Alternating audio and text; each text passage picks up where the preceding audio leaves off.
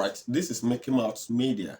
I am here to establish the fact that Nigeria is practicing judicial democracy and not true democracy. Let me start with the definition that we all know. The definition, according to Abraham Lincoln, that democracy is the government of the people, by the people, and for the people. First and foremost, Nigeria democracy does not, respect all the three keys in that definition: government of the people.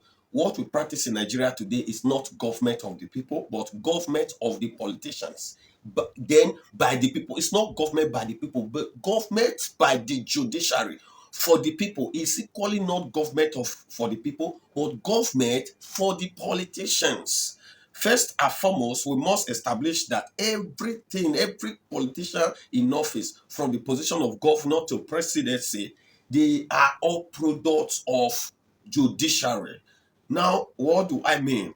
After every major election, the opposition party will go to court to challenge the outcome of the election. And at the end of the day, it is the court that will tell us who the winner really is.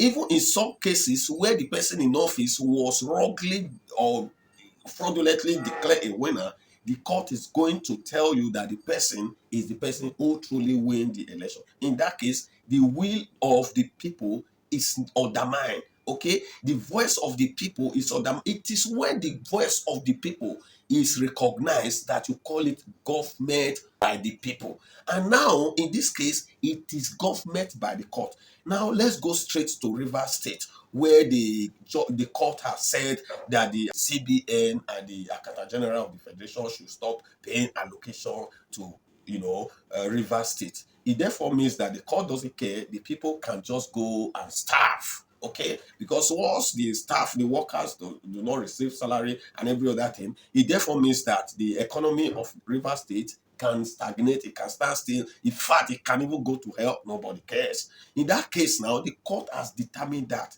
Whereas in the case of Edo State, where the local government council was chairman were removed from office and council dissolved, they are still receiving allocation.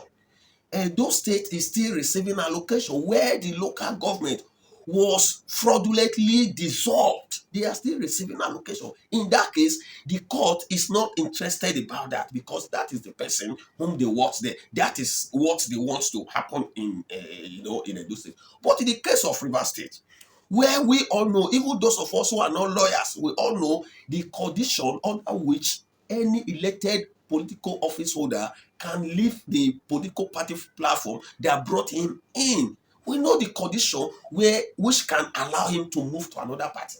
That is where the party that brought him in has, so to say, unresolved problem in the leadership at the center. But at the time the Rivers State 27 lawmakers left, there was no critical leadership with PDP at the center. They all left, and of course, if you leave, with what we know, you abdicate your office, your rights and your privilege. You leave the office because in the first place, it is the party that gave you that platform that owns the office. So you leave the office for the people.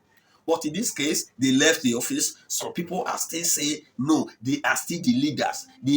Okay, the three that remain, you work with people that you see. Is it the people who are not with you that you work with? When Jesus Christ gathered 12 disciples, there were more than millions of people there, but the ones who were with him are the ones he used for his gospel. So you see that you can use the court to manipulate anybody. You can use the court to achieve anything that you want, which is why political party in power at certain time, especially political party at the center, political party at the center don't care. They will rig the election. They will put whoever they like. They will put the person in office. They will tell other people to go to court.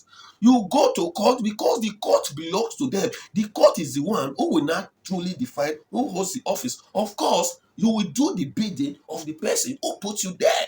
So in Nigeria now, anybody can put anybody in office. They will tell you to go to court. When you go to court, the court will tell you that you failed. And that is what makes it a judicial democracy.